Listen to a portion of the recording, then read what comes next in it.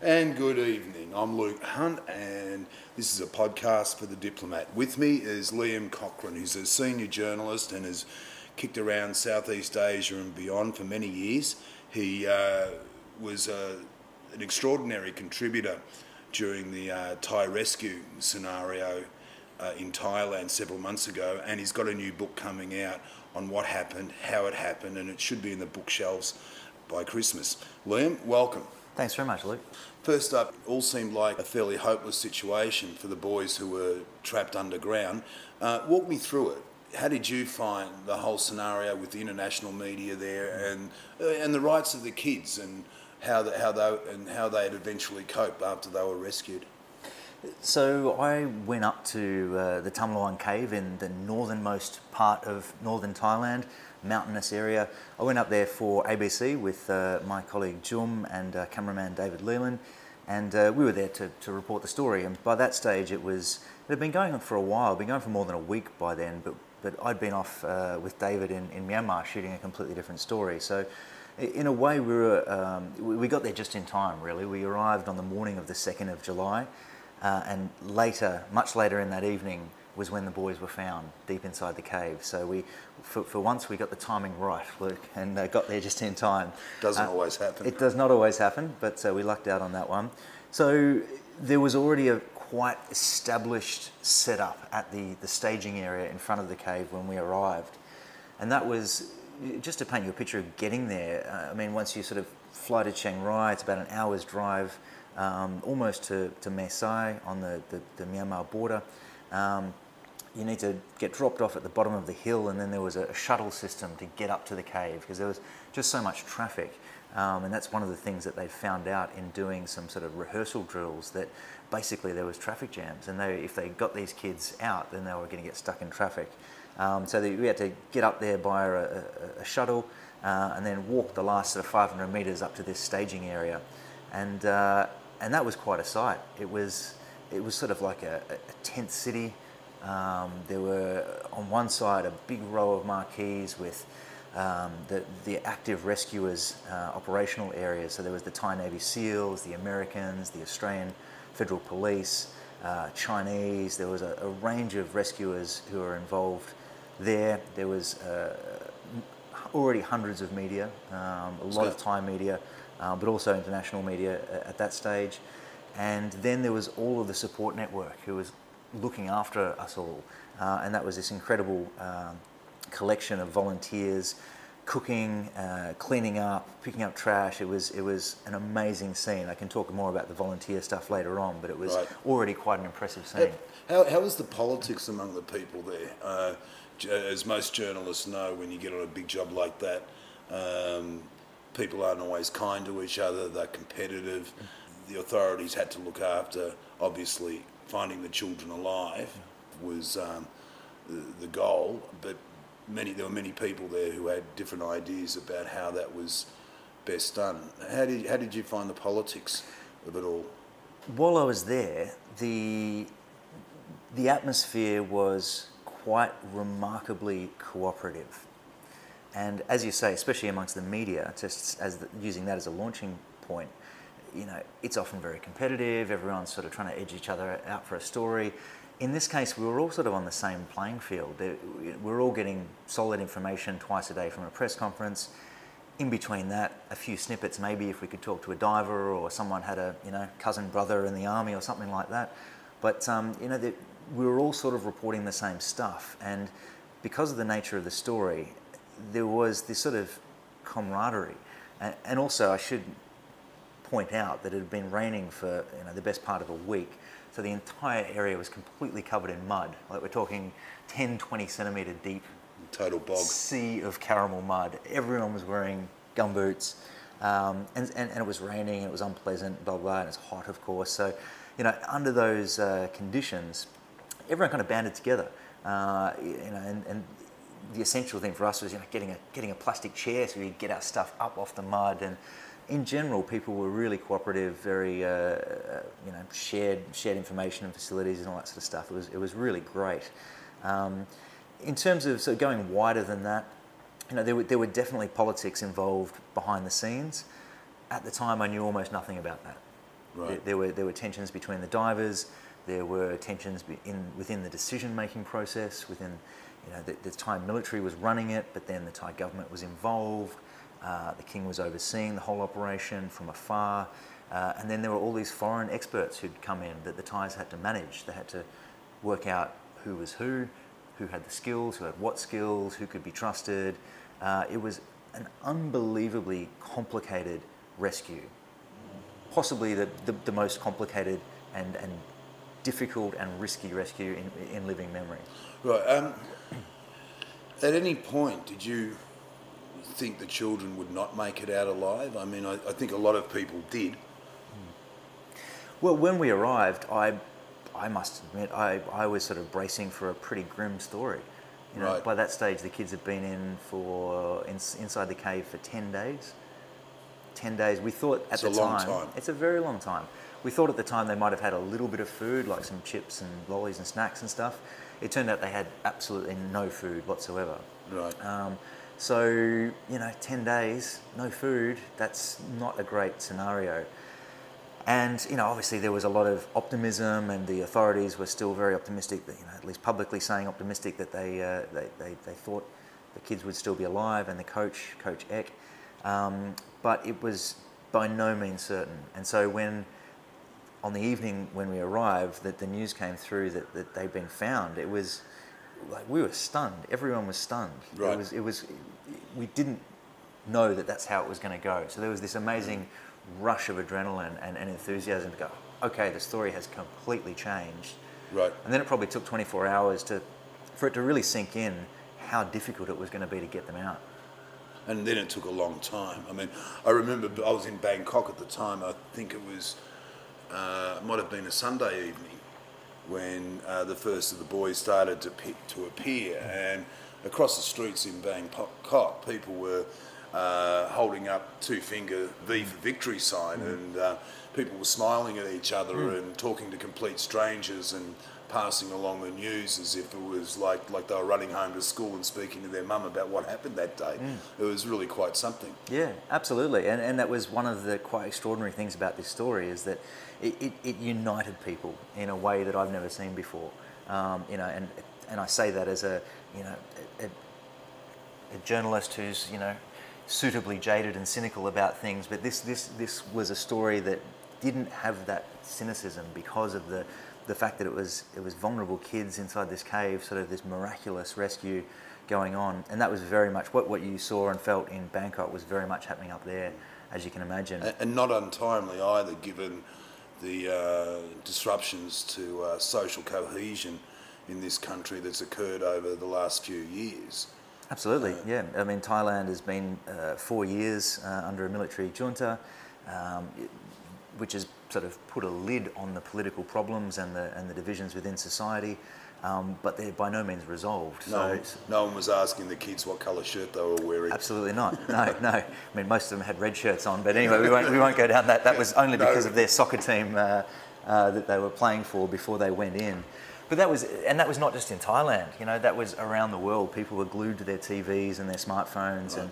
And I had my family members, constantly demanding fresh information and updates about what was going on, what was really going on. They were following it everywhere in the world. Yep, and it was amazing. And remember that this was a time when the World Cup was going on, so there was this focus on football teams elsewhere, Russia, I think they were, and but the whole world was kind of fixated on this junior soccer team from northern Thailand that no one had ever heard of before then. Indeed. Tell me about the book. I understand there's a couple of them, more than a couple, being penned by people who were there.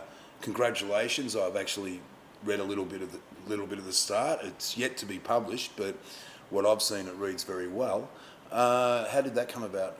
Well, it came about from an approach from HarperCollins in Australia. They got in touch with me while I was up at the cave and said, hey, what do you think? Would you like to write a book about this? And I said, yeah, that sounds like a great idea.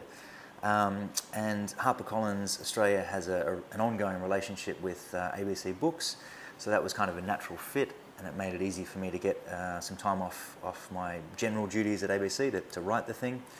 And from there, there was, obviously we stayed and we reported this fabulous rescue, this incredible rescue, this kind of fairy tale story, and the aftermath of it with the boys fronting up at a press conference and sort of being, delivered to the world. And after that, I took, it turned out to be 7 weeks off to research and write the first draft of the book. And just went back to scratch, had a big list of people that I wanted to talk to, all the key players who were involved in all the various aspects of it, the diving, the military, the government, the boys themselves obviously was the key thing, and just worked with an incredible group of Thai producers and researchers, 4 different people. That's what I was going to ask next actually, because it's a lot of words to get out there quick, and all the books are being pitched for Christmas, and I have my doubts over whether some will actually get to the printers in time, but you've achieved that, and the researchers and editors no doubt have helped. Massively, yeah. I definitely couldn't have done it without, in particular, the Thai researchers I worked with, who all kind of played different roles. My colleague Jum helped me sort of shape who I should talk to and line up interviews and fact check things. I worked with a great producer called Nat, who spent 2 weeks with me up in Chiang Rai province, sort of chasing people down and getting some of the key interviews. Tin stayed in Bangkok and helped by getting interviews, but also by going to some conferences and seminars and stuff, and translating sort of long presentations given by key people, which that yielded quite a lot. And then another friend, Am, up in northern Thailand, sort of helped overseeing and giving some advice about who we should talk to when. And really, like the priority, the number one priority was to try to get to talk to the boys themselves. And how did you go? Well, it wasn't easy. It was not easy. It was made very difficult by the Thai government's understandable desire to protect the boys and their families from an intrusive media experience, which many of them had immediately afterwards. Right. It was a bit of a cluster. Yeah. They were hunted down basically immediately afterwards, and in my opinion and in the opinion of others, and it's been reported in Thai media, it all got a little bit ugly. So we were pretty keen not to go down that path. We had established a relationship with some of the family members during the reporting time, and we used that. We basically just tried to sort of maintain friendships and build a relationship of trust, and convince them that they should talk to us and right, and tell the story of what happened, to me, because that's the great untold story. We know roughly how the rescue happened. We know who the sort of diving personnel were involved, and we've heard a little bit from them. But what happened inside the cave? And that's been fascinating to find out more about that. There's a range of things that I had no idea about at the time that I was reporting. You can elaborate a bit more on that. Well, without giving too much away. Yeah, exactly. I mean, to give you just a small example, the whole time we thought that I had this mental image of these poor boys stuck in this dark, dank cave, and it was going to be dark and miserable, and that sort of blackness, that oppressive darkness would have been a horrible thing.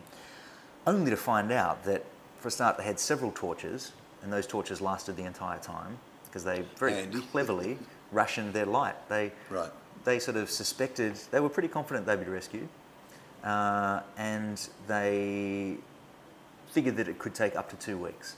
Very rational kind of thinking. Yeah. And so they rationed their light accordingly. But somewhat humorously, on the first night, they all bedded down, which basically meant lying down on the dirt, and turned their torches off, except for Note, who is the nickname of one of the boys, Note. His torch got jammed and he couldn't turn it off. Right. And that stayed on for 4 to 5 days. Oh, interesting. So they weren't stuck in this dark. Yeah. I mean, yes, it was dark for a lot of the time, Sure. but for the first 4 or 5 days, they had this constant source of light, and used that to move around within the cave. And that's something that I didn't understand properly at the time. I sort of thought that they basically moved from where they got stuck to where they got found, but actually it was a series of staged moves that they made as the water kind of chased them backwards, basically, as the tunnels filled up. Okay. And I guess that kind of, that light stopped them from panicking. Yeah, I think that and the reassuring presence of the coach. Who by all accounts did a very good job. Yeah, absolutely. And early on he copped some criticism, and there was even talk of charging him with negligence. Right. As the keyboard warriors got into the story, asserting their opinions. Armchair cowboys. Absolutely. And the parents were great on that. They said, no, this coach has got nothing to answer for. You know, we don't blame him at all. And they repeated that after they got out. And the coach, that was quite a lovely thing to learn about in researching the story, is the relationship between this young coach, who's 25 years old, like 3 of the other boys, is stateless. He didn't have official Thai citizenship, and he just sounds like a fantastic young man. He basically was devoutly Buddhist, loved his soccer, his football, and loved cycling, and passed on some of those passions to the kids. And this was a subgroup within the Wild Boars football team, right, which sort of has 3 different age groups. Yeah, I think it's under 13s, under 15s, and under 17s or 19s, something like that, 3 different age groups. But a group of boys from across those age groups formed this very close kind of posse friendship, and they were all good mates before the cave incident. And after football practice, they'd go out cycling, they'd go out to swimming holes, they'd do these kind of extracurricular activities. And the parents all had great faith in the coach to look after them, get them back home afterwards, and there was great trust placed in him. And so he used some of his background as a former Buddhist monk. He was in a monastery for 10 years. So he encouraged the boys to pray, to chant at night, to meditate, and I think that had a big impact on keeping them calm. Right, and keeping them busy, and instilling a sense of discipline and having something to do. I mean, what do you do when you're almost in total darkness and trapped underground for several weeks? And the answer is dig. What lessons do you think there are in all this, particularly given this type? We've seen many international responses over the years to big disasters, typhoons, earthquakes, refugees. There seems to be a system in place when something big happens. This wasn't kind of on, I mean, there were plenty of people there, no doubt, but it was kind of a microcosm in a very small area. Do you think there are any lessons in there in terms of how to handle this type of disaster, which I think the logistics were totally different, highly precise, required from all over the planet, because not every country just has these things in stock, the type of underwater kit you need and the training you need, the types of divers you need, they came from everywhere. Absolutely, and I think that is one of the key things to take away, like, especially from a government sort of point of view, was the cooperation, and the Thai government, to its credit, accepted the help of other nations. One of the volunteer divers, a diving instructor based in Thailand, is a Canadian guy, Eric Brown, who was involved in the rescue. He said to me that you've got to understand that it wasn't just that Thailand couldn't pull this rescue off on its own. It's pretty much no country could have pulled the rescue off on its own. Right. Perhaps except for the UK, because the cave diving rescue team that spearheaded the actual extraction, the key 4 or 5 divers were UK divers, and they're particularly skilled in this kind of diving through muddy, cold sumps, very unpleasant, low visibility. Right, they're not your average paddy diver. Absolutely not. Jumping off a boat. It's highly specialised, and takes incredible calmness. And talking to these divers, they're not exuberant guys. Right. They're not. They may not be the life of the party, but they are the ones that you want coming down the cave to rescue you if you're in trouble, because their determination, their calmness, and their logical thinking is quite extraordinary. So I think the Thai government and military eventually embracing that expertise was absolutely crucial to making it happen. And diplomatically speaking, there were a few things importantly that went on in the background. The Australian anaesthetist Dr. Richard Harris and his dive buddy Craig Challen both had diplomatic immunity. Right. Because they didn't expect it to go well. You know, Right. Everyone who was deeply involved in the rescue expected there to be dead kids. Right. The number or the percentage chance varies depending on who you asked. The American military leadership was talking about sort of 60-70% success rate was what they were hoping for. When Dr. Harry was asked, to the Australian doctor, he thought they had a 0% chance, which is quite an amazing thing to put your career and your reputation on the line and to sort of be bracing for the fact that you might be, you know, starting off with live kids and bringing out corpses. Right.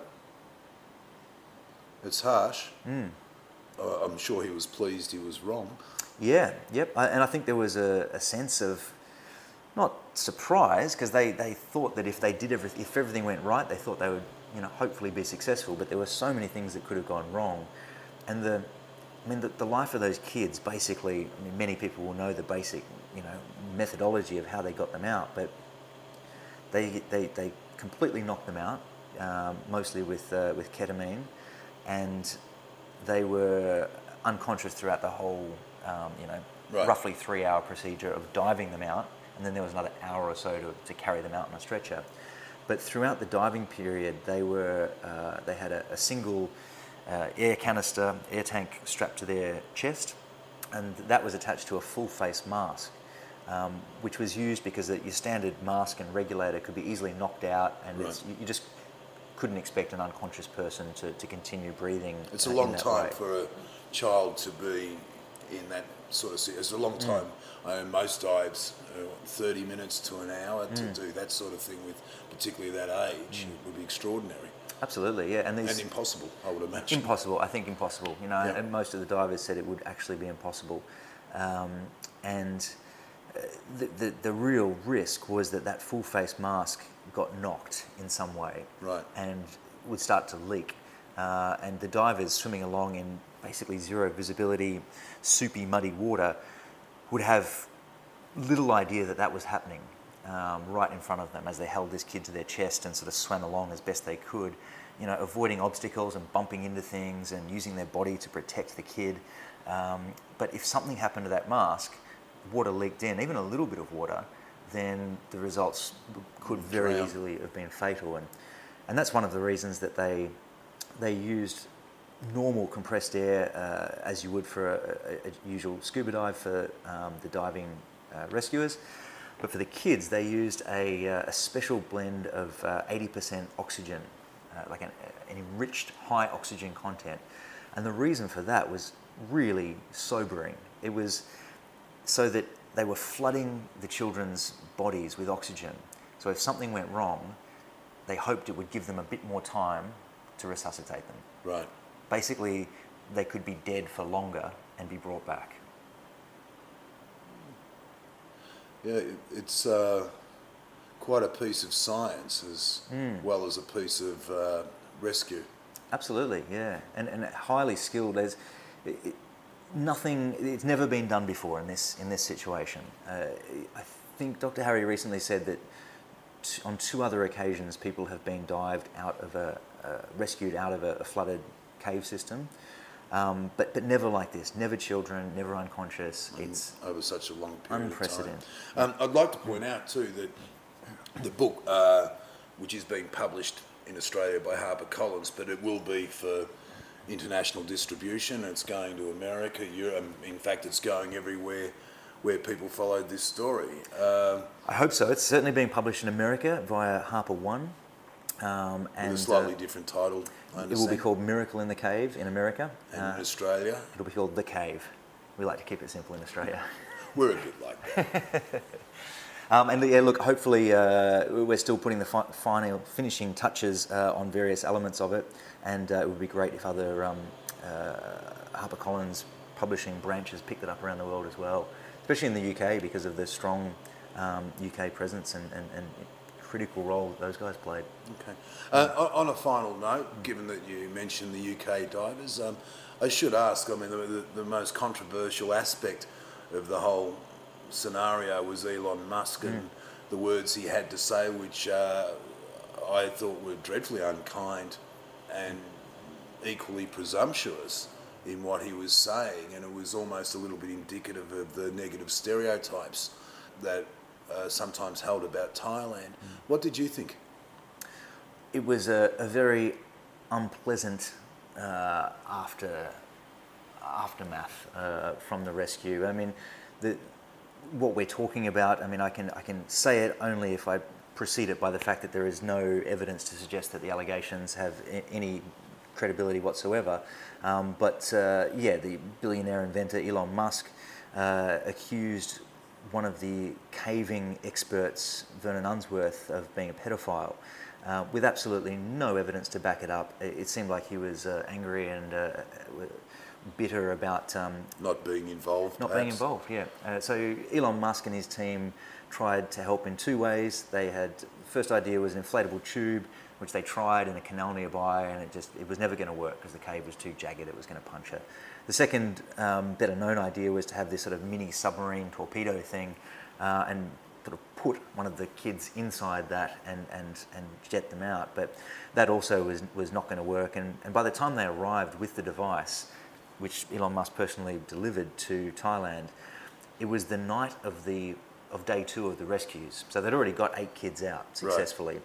So I think quite wisely, the commander of the rescue, Narongsak Asatanakorn, said, "Don't worry about it, Elon. We've got this." Thanks, but no thanks. Yeah, and it was an unfortunate spat. It sounds like a dreadful opportunist in that we often see on big stories where people are positioning more for themselves than they are for the people whose lives are at risk. And I think a lot of people were left with that feeling that it was more, Elon Musk was more about Elon Musk.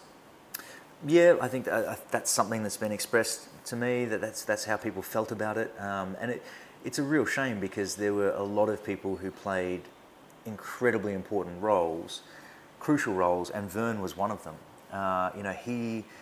He lives up there in Mae Sai, and one of his passions is exploring caves, and in particular this cave, Tham Luang. He's dedicated to try and sort of explore this and find out where it goes. So he had this incredible knowledge in his head of how the system operated, where the water might be coming from, what they could try, and sort of mapped it out for the divers. Without him, they would have been starting from a completely blank piece of paper.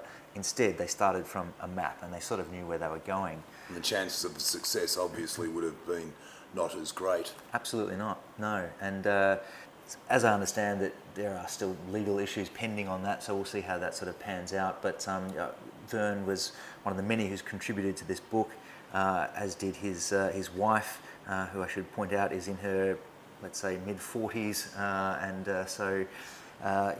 certainly not underage in any way. All good. And so look, Vern was one of the key people. He hasn't talked to a lot of people. Didn't have a very great experience with the media, I think, in some ways. And why should he? He was gracious enough to give me some time and explain the goings on of the cave, as did John Volanthen, one of the key British divers, and that was probably, as well as the boys and their families, the other key thing that contributed so much to my book, and will hopefully put it in a different league to some of the other stories that are told about this, and because there are a lot of things that happen inside that cave that only half a dozen people know about, because that's where it was and no one else was around. And John was able to share some of those things and set the record straight, and things that I had wrong in my first draft completely. Also handy. Also very handy, yeah. And on a final note, I was going to ask you what was the most memorable moment of being involved with the whole rescue. The answer's probably a bit too obvious, so perhaps I'll ask you, what's your second favourite moment of the entire... Well, what stands out, apart from, obviously there was the rescue of the children and as they came out, but what else sticks in your mind? Well, I think... I'm going to go to the scene that I opened the book up with, because obviously the feeling of elation as the last kids were rescued was just overwhelming, and I got quite emotional on camera. Managed to just keep it together, but only just. But the way that I sort of start the book off is describing an encounter we had with, our first encounter with one of the boys, whose name is Bill, and we'd become friends with Bill's dad, Suck, who invited us around to the house. And this was 2 days after they'd been released from hospital, and we sat there with the family, sitting on mats, eating food, and Bill was just talking about what happened inside the cave. And it was the first time that he had spoken in detail to his family about what had happened. His father didn't know the details that he was sharing with us. And to be there and to be part of this extremely intimate family moment, hearing this story from this boy who I'd been talking about for the last 3 weeks, and here he was telling his story himself. It was incredible. That's sweet. Anyway, Liam, thank you for your time. The cave will be out in Australia by Christmas, and the Miracle in the Cave will be available in America shortly. And Early January. Early January and around the world. Liam Cochrane, thank you very much. Luke, It sounds thanks like very an much. extraordinary story. Thank you very much.